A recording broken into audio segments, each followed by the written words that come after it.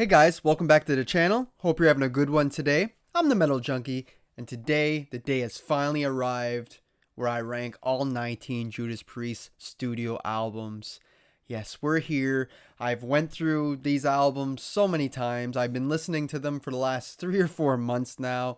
I reacted to every song that I didn't know. And yeah, it's been a long journey, but a fun one. And at this point, it's safe to say that Judas Priest is in my top 10 favorite bands of all time. I always liked them, but after going through their discography, I have a really new appreciation for them, and they're definitely metal gods in my book. So yeah, we're going to get into my ranking. Just know that this is my ranking, not yours, not the right ranking. It's just my opinion, so if you don't like what you see, it is what it is. We all have different tastes and whatnot, but I'd love to hear how you rank these albums. Drop all 19 studio album ranking in the comment section, or if that's too much for you, at least give me your top 5 and maybe your bottom 5. We'll have a great discussion. And yeah, the tiers go from masterpiece, amazing, great, good, just okay, below average, bad, and god awful. I don't like the way below average is written. There we go. And yeah, we got all 19 albums here, so let's dive right in with their debut. We're going to go from their oldest album to their newest, and their first album is Rocka Rolla. I have my phone here just to see the track list so I don't miss anything. But yeah, Rocka Rolla, a pretty overlooked and underrated album in their discography. I feel like a lot of people don't even give it a chance, and it's too bad because it is a good record. I just feel like Judas Priest didn't really find their sound yet.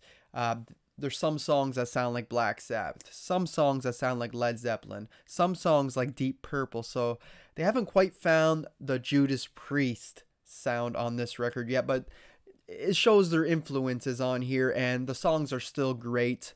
The only weak section for me is from the song Winter, Deep Freeze, and Winter Retreat. On the first release of this album, those are all split up, and it seems kind of like a mess. On the reissue of this album, they put them all together along with Cheater. It's a bit better, but I feel like those tracks could be tightened up, but they're short, so it's not a big deal. But everything else is pretty much golden on here. I love One for the Road. Rocka Rolla itself is such a rockin' tune. My personal favorite, though, is Run of the Mill. Like, that is one of the great songs from this album, and every fan should know it. And like I said, it's unfortunate that this album seems to get overlooked. But yeah, great tracks on here. Dying to Meet You, Never Satisfied. I even like Caviar and Meths, even though it's a little too short. It's only 2 minutes and something. And I could just listen to that on repeat. It's just so good. So I'm putting Rocka Rolla actually up in great. It's a low great, but it's still a great album in my opinion. And I have a blast listening to it. Moving on to one of their bigger albums in their discography, Judas Priest's Sad Wings of Destiny. Now, this record is so influential. What they did on here changed metal forever. They really did, especially with songs like Victim of Changes, The Ripper. The Ripper is still one of my favorite tracks of all time by the band. So a really good record. It really changed metal. Rob Halford hasn't quite found his distinct sound yet, and neither has the band really. I feel like they find that on their next record, but it's still friggin' a stellar album, and I'm gonna put it up in amazing. I know some people would have this as a masterpiece. It's not quite there for me, but it's pretty damn close. Yeah, some really good tracks on here. Everything's good. This Dreamer, Deceiver, Genocide, Tyrant. They're all freaking bangers on here, and they're not really straightforward. There's some prog elements in here. They definitely take you on a journey on these tracks, and I absolutely love it. And Rob Halford, yeah, he does give a crazy performance, even though it's quite different from what we're used to hearing now. It is really unique though and extraordinary. So Sad Wings of Destiny is going in amazing. Up next is the album Sinner. Now I find Sin After Sin, I should say. The first track is Sinner. Sin After Sin, I feel this is where you really start to hear Judas Priest's sound come to life. From here to the next few albums, they're basically staying on track. They tweaked their sound just a little bit throughout their next few albums, but this one really feels like a true heavy metal record. Right away with the song Sinner, just had so much energy, so powerful. I love Starbreaker. It's such a different track. Call for the Priest, Raw Deal, they're all so damn good. And of course, Dissident Aggressor is a straight up friggin' speed thrash metal track. It is friggin' heavy for the time. This was released in 77, and you wouldn't believe it listening to this track. So a really solid record. I have to be in the right mood to listen to Last Rose of Summer. If you know me, I'm not a big fan of slower ballad type tracks, but this one is done very well. It's not boring, that's for sure. And where am I sticking Sin After Sin? It would be a sin to put it anywhere below amazing. To me, it's amazing. And just for a frame of reference, I am putting the better records to the left. So I do prefer Sin After Sin to Sad Wings of Destiny. I don't know if that's a hot take or not, but that's just the way I feel.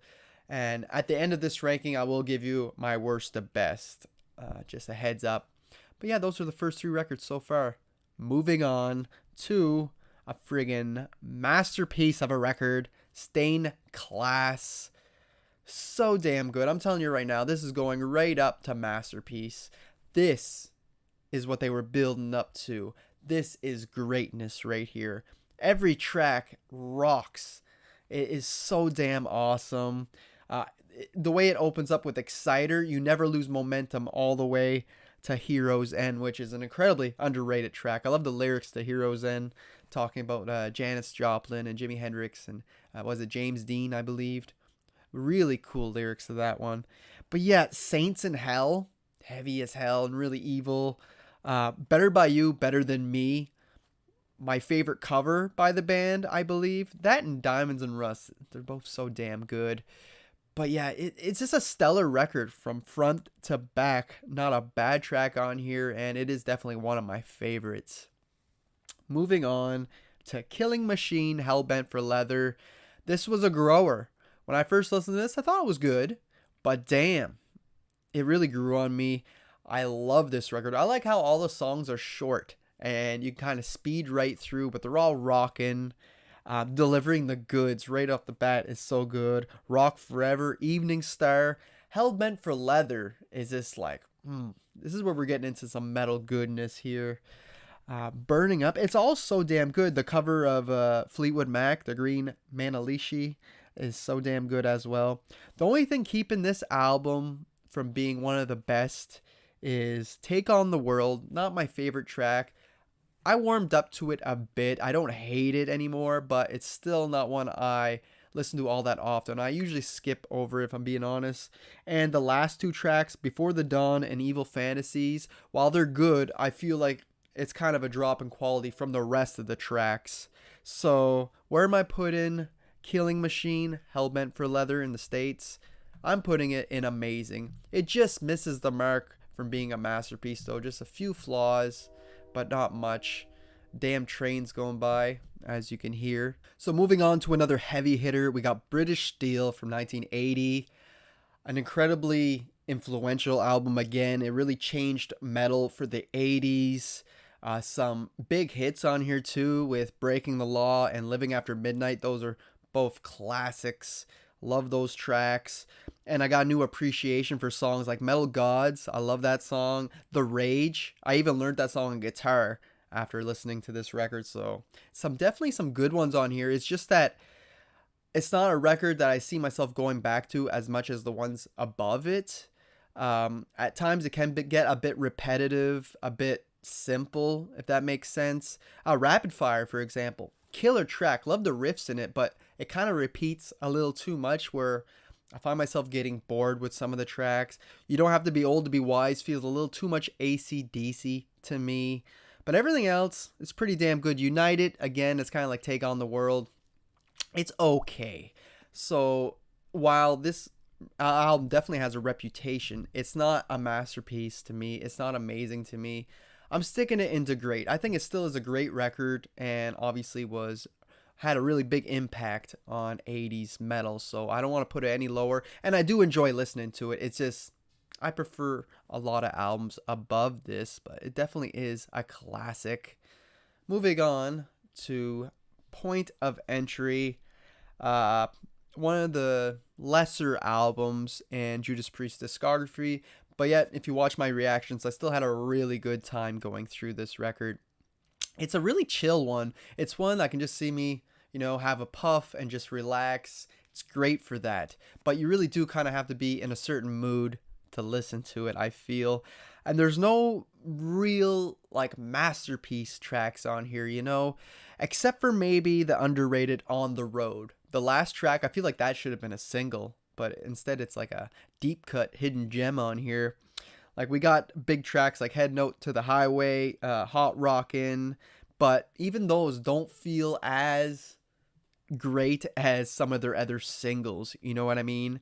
But I still have fun with it. It's still an enjoyable record. Desert Plains, a nice, cool, just like kind of driving, cruising type track. And that's what this album kind of feels like. Solar Angels is great. You Say Yes has a very Van Halen feel to it. So yeah, Don't Go is probably the weakest song for me personally. But still, where does this land for me? I think it's good. It's almost just okay, but then when I listen to it, I'm like, I like the classic sound that's on here compared to some of their other maybe modern records. So it's going in the good for me. It's still not a bad record. Moving on to another big one, Screaming for Vengeance. I still remember the first time I heard the Hellion and Electric Eye. I thought that was such a badass track. I used to listen to it back like when I was in grade 9, like all the time. Those two tracks, they flow so well together too, and it is badass. I still love it to this day. And there's other great tracks on here too. Screaming for Vengeance, obviously. During my reactions, I've learned Riding on the Wind and Bloodstone, which are killer tracks as well. So you got Another Thing Coming, another great single. Just a really badass, very solid record. And one that I much prefer to records as like British Steel or whatnot. There's more to it, I feel. So where does Screaming for Vengeance go? It goes up to masterpiece for me. Not quite as good as Stained Class. It really goes by taste when we're up in the masterpiece section because they're all amazing records or masterpieces, But yeah, I just prefer Stained Class just a bit more. But yeah, killer friggin' record, man. Moving on to Defenders of the Faith. This was the first full record I believe I did, I think I did Sad Wings of Destiny first, and then I did Defenders of the Faith. That record blew me away. I'm still debating on which is my favorite record by the band, and this is one of the ones that I'm debating. It's so damn good. The riffs are killer all throughout. Free Will Burnin', I mean, how could you not like that? Jawbreaker. Even songs like Rock Hard Ride Free. First time I heard them, I was like, that was good. But as you listen to them over and over, they just really suck you in, and I absolutely love it. The only thing keeping this from a perfect 10 out of 10 is probably Night Comes Down. That's the only track that's just kind of all right, but everything else on here is friggin' masterful. So obviously I'm putting it up in masterpiece. It's even going ahead of Stained Class. This is my type of Judas Priest. It's so damn good. It's everything I want from the band. Some heads are gonna roll, It's just chocked full of classic songs. So easily one of their best in my opinion. Moving on to another controversial album in Turbo. This record has a lot of like synthesizer guitars. It's known as their more hair metal, glam metal type album. And you know what? I really freaking enjoy this one. More than I thought I would. Every time I went back to it, I seemed like I liked it more and more. Songs like Locked In, man. Locked In is one of my favorite tracks by the band, if I'm being honest. I already knew Turbo Lover in the past, and that is still an epic tune, the way it builds up in that intro. And even songs that I didn't care for that much when I reacted to, like Private Property and Parental Guidance, I've come to grown to like those songs now. And I feel like this album is the perfect album to put on in the background while you're doing stuff. It's very accessible. You can even play it at work, and I'm sure most people wouldn't mind. It's just very easy to listen to, but it still has good solos, good guitar work, and great lyrics. Lyrics are a little cheesy at times with like the love stuff, but they're fun to sing along to. So Turbo, to me, this is great. And you know what? This is as high as you get with great without being amazing. I would never call Turbo an amazing record, but damn, is it not fun. It's so damn fun. I get a lot of pleasure out of listening to it. So it's at the top of my great category.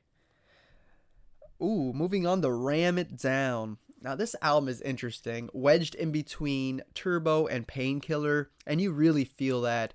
Half the tracks feel like they're meant for Turbo, and the other half kind of feel heavier and meant for Painkiller. So it's a good stepping stone to get to that next album.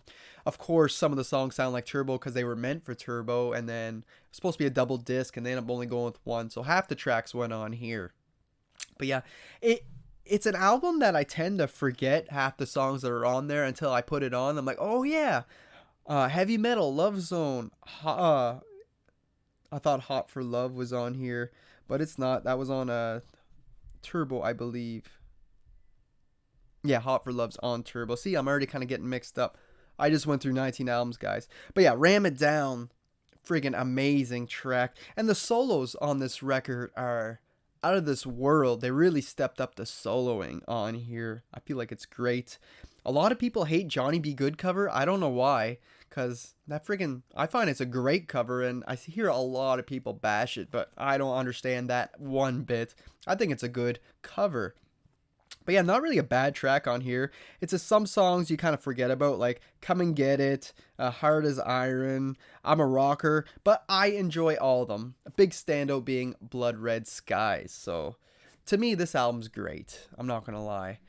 It's great. I'm going to stick it. It's pretty much tied with British Steel for me, but I'll still place it just a bit lower. And plus, they used a drum machine when they recorded this. That would normally knock it down for me, but it's not like the drum machine was playing stuff you can't normally play. And what's his name? Dave Holland, I believe, did play these songs live, so he was able to do it. So yeah, I'm not going to fault the album for the drum machine thing, but pretty killer record with some of the best solos and cool riffs. It just feels odd being placed where it is in time. It kind of makes it forgettable where it is in between Turbo and Painkiller, but it is what it is. Moving on to Painkiller. You know, this album needs no introduction. It's known as one of the highest rated metal albums of all time, and for good reason. It's one that I've always enjoyed, but going back and listening to this and rating it and comparing it to the other albums, it really opened my eyes to how great this album is. It is killer from start to finish, no filler. I mean, obviously the opening track, Painkiller, is one of the most intense, high energy songs the band has ever put out, with tons of solos, and it's just a blast from start to finish. And Rob Halford, his voice, it just goes on that track like we never heard before. And yeah, Hell Patrol, All Guns Blazing, Leather Rebel, every song is just so damn good. There's no skippable parts, and it's a perfect album. I can say that this is a 10 out of 10, zero filler, so you know where it's going. It's going way up there, ahead of Defenders of the Faith, which I thought Defenders would end up being my number one, but I got fooled by myself. So yeah, I freaking love Painkiller. Moving on to the Tim Owens records, the first one being Jugulator, possibly the band's heaviest album. The guitar tones, the riffs, it's very thrashy with a little bit of nu metal elements in there, but it's more thrash metal. And as a Judas Priest album, it's hard to compare because it sounds so different.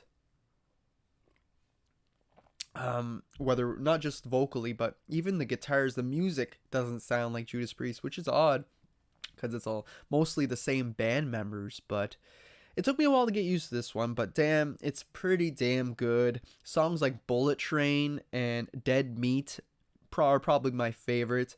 Burn in Hell was a song I already knew before going through this record. Another great one.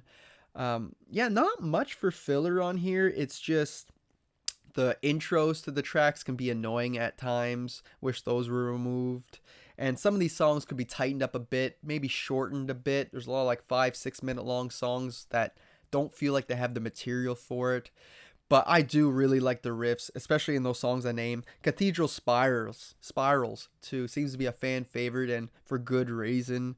Um, can't really pick out a bad track on here if I'm being honest.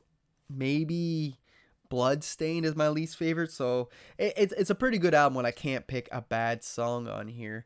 But it's definitely not top tier Priest either. But I think it deserves to be on the low end of great, in my opinion. Still coming in after Rocka Rolla, but still deserves to be up there in that tier.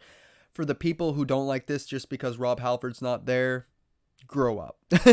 I mean, at least give it a chance. It's alright if you don't like it because it's not your style of music, but don't go in here just bashing it because of the singer, you know? I think Tim Owens does an excellent job with what he could do. He's no Rob Halford, but there's a few instances he can get those pronunciations and those high notes quite well, so kudos to him. Moving on to his second record, Demolition, probably the band's most hated record when it comes to their discography. And yeah, it's very uneven, I feel. We get 13 tracks on here, and I think that's the problem. I feel like they put everything that they could come up with in the kitchen sink, and they put it on the record, where there could have been things removed. There's some filler on here. There's some things that could have been fixed, that's for sure. But looking at the songs, there's at least 6 of them that are friggin' amazing. I really enjoy like 6 songs on here. But then there's 7 or 8 more that I'm just like not really doing much for me. So it's a troubling album, especially to rank on this tier list. I feel like the second half is a lot stronger than the first half. Hell is Home is definitely the best on the first half. Then it takes a while to get going again. But once we hit In Between, which is my favorite song on the record nowadays, you got that, Feed on Me, Subterfuge. All those songs are so damn good, all the way to Metal Messiah. So while the first half is below average, I feel like the second half is kind of great. So like I said, it's hard to rank. I feel like this is somewhere in between good and just okay, but for the sake of this ranking, I'm putting in just okay. Like I said, if they would remove probably 5 of the bad tracks on here, tighten up things, again, stop with the stupid intros. They're not as bad, I feel, on here as on Jugulator when it comes to the song intros, but they're still there. I feel it could be tightened up and brought up to at least good, like a solid good, possibly even better than Point of Entry. It has potential, but it failed in its execution. But still, it's just okay, and I still enjoy myself when I listen to it. I don't think it's below average. I wouldn't go that far. So yeah, some of you gotta get the stick out of your ass. No, I'm just kidding. If you don't like it, you don't like it. That's fine. But again, don't just hate it because it's not the band members you want it to be, right? And then we had a period where there was no Priest records for a little while. And Rob Halford returned. They did a reunion. And we got Judas Priest, Angel of Retribution. Now, this was the only full album that I knew before my YouTube journey. I actually bought this when it came out in 2005 at Walmart, believe it or not. I was in the Megadeth and everything at the time. I seen Judas Priest record. I knew of all Judas Priest's singles at the time up to that point, but never really knew any full records. So I bought this and I absolutely loved it. I think they really hit it home with this reunion record. The first track, Judas Rising, it really gets you pumped up for this record. It is so damn epic. Those screams, the guitars, everything just works. We've got some more traditional heavy metal that the band used to put out, like Deal with the Devil, Demonizer's badass, Angels, a great ballad type track, even though the guitar riff does sound very similar to Three Doors Down, Kryptonite. Ever since I heard that, that's all I can hear now when I listen to Angel. But yeah, and Loch Ness even kind of sets you up for the next record with like a longer, more epic type track. Kind of does feel like it would fit on Nostradamus, not lyrically, but musically just a bit. So where am I placing Angel of Retribution? I think it's an amazing record. I seem to put this just after Sin After Sin. So not quite up there with Killing Machine, but a little bit better than Sin After Sin for me. Great comeback record. Moving on to an experimental record in Nostradamus, the concept album. 23 damn tracks on here, double disc. It was a lot to take in, guys. And let me tell you, my range of emotions were all over the place on this one. When I first heard it, I'm like, not really for me, kind of below average. Kept listening to it. I'm like, okay, I'm starting to like this. Then I was like, this is pretty damn good. And by then, I'm like, damn, this is great. And just all the time and effort the band put in, the research with the lyrics to create this cohesive story in history, it is pretty amazing. And it just sounds so damn different. The symphonic elements, it definitely doesn't sound like Priest, even though we got Halford in the band, you know? But yeah, it's definitely good. Some good soloing on there. Some great tracks. I really have a hard time saying which disc is better. When I first heard it, I thought disc 2 was way better. Now I'm kind of like, this one's better. But my favorite track out of all 23 songs is Alone, believe it or not. That was a song when I was at work. It just kept getting stuck in my head. I'm like, what the hell is that song? Like, I knew it was Priest, but I couldn't really remember what it was from. And I went home and I found out it was Alone from Nostradamus. And ever since then, I think it's my favorite track on here. But there's some good ones, man.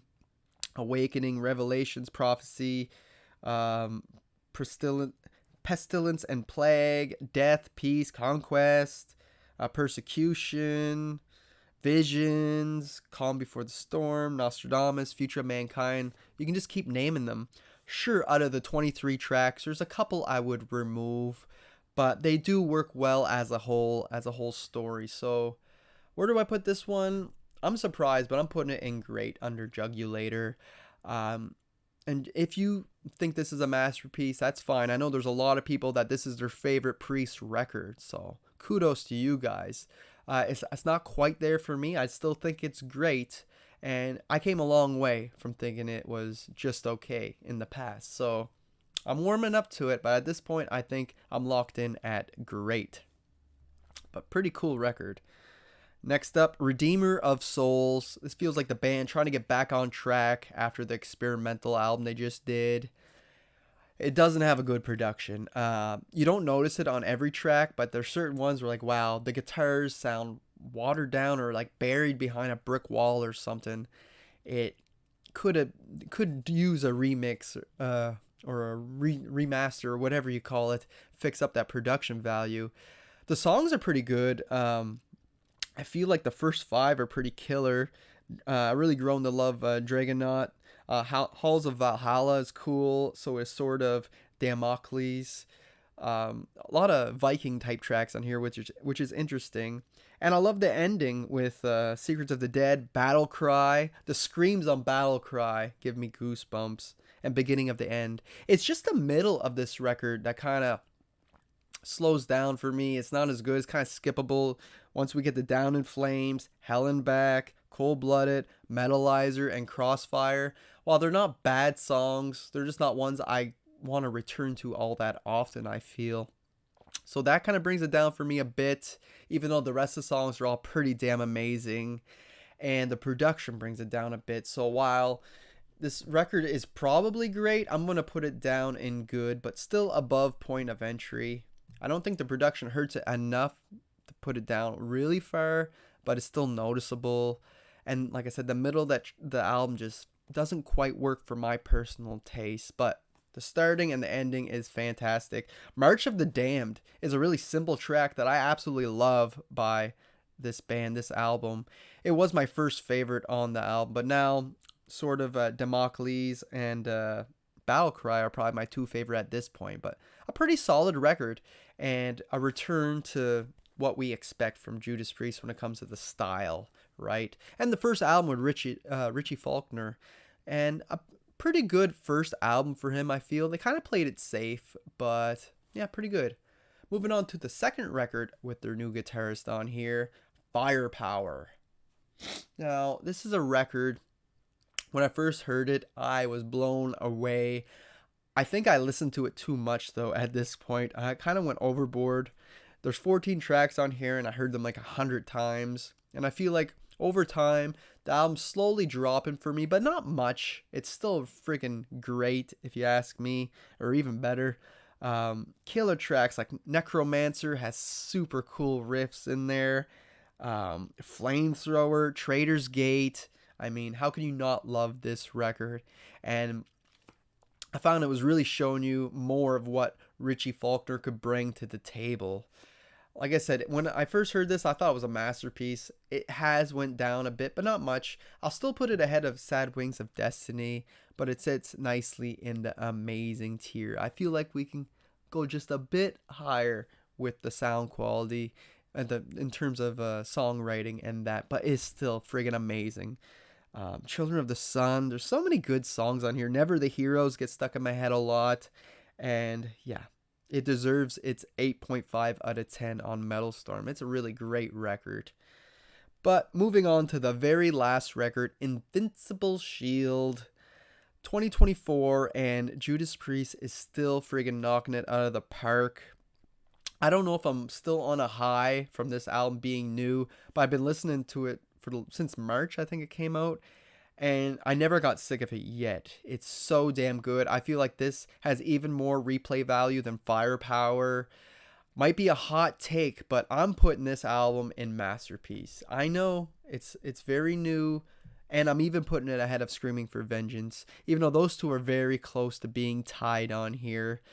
But yeah, call me crazy, but I'm putting their brand new record in a masterpiece. I just feel like Richie Faulkner again stepped it up on every album he's been on. The riffs are so damn good. They're fast, they're intense. There's really heavy tracks on here. Rob Halford, the things he's doing with his voice is incredible as well. On songs like Serpent and The King, just the groove, the heaviness, it's all there. The album opens with Panic Attack, and that really shows you what the band can do in their 70s. It's just really, really impressive. Giants in the Sky kind of feels like the other song about the heroes there, Heroes End. It kind of reminds me of that one a little bit in terms of a tribute to the greats, you know. Escape from Reality. Trial by Fire is becoming one of my new favorites on here. It's so damn good. There's not really any bad tracks on here. I absolutely love this album, and like I said, maybe I'm still on a high from it being very new, but for me, it's going up at the very top with the band's best records. So there you have it, guys. There's all 19 records on a tier ranking, and here goes my least favorite to favorite. So at number 19, I got Demolition, 18, Point of Entry, 17, Redeemer of Souls, 16, Nostradamus, 15, Jugulator, 14, Rocka Rolla, 13, Ram It Down, 12, British Steel, 11, Turbo, reaching our top 10, Sad Wings of Destiny, number 9, Firepower, 8, Sin After Sin, 7, Angel of Retribution, 6, Killing Machine, or Hellbent for Leather, reaching my top 5, Screaming for Vengeance, Invincible Shield, Stained Class, Defenders of the Faith, and at number 1, I'm going with the all-time great Painkiller. So there you have it. I am finally done the journey throughout all their discography, all their studio albums anyway. I will return. I am going to do all their bonus tracks. I do know the bonus tracks on Invincible Shield, though, and they are great. I love the Lodger especially. It kind of reminds me of Alice Cooper a little bit. But the other albums, I don't really know their bonus tracks, except for Defenders of the Faith. I do know that as well. But all the rest, I will do their bonus tracks, so stay tuned for that. What a hell of a journey, guys. I've been listening to this band for the last 3-4 months now, and I wouldn't have it any other way. I really got a new appreciation for this band, and like I said, they cracked my top 10 at this point, so they're just friggin' metal gods to me in my book, and I'm excited to see what they can come up with in the future. Even though I know Glenn Tipton is in pretty bad shape with Parkinson's, I believe he has. You know, the band's getting older, so I don't know how many records we're going to get left. Hopefully we can get at least one more, and hopefully it's on the same level as Invincible Shield. So there you have it, guys. I hope you enjoyed it. Like and subscribe for future reactions, future rankings. I love doing these, so it's a whole lot of fun. Hope you guys love it as well. And like I said, drop your rankings in the comment section, whether you want to give me all 19 albums or just your top 5 or your worst 5. I'd love to hear it. And that's all I got for you guys today. Until next time, thanks for watching.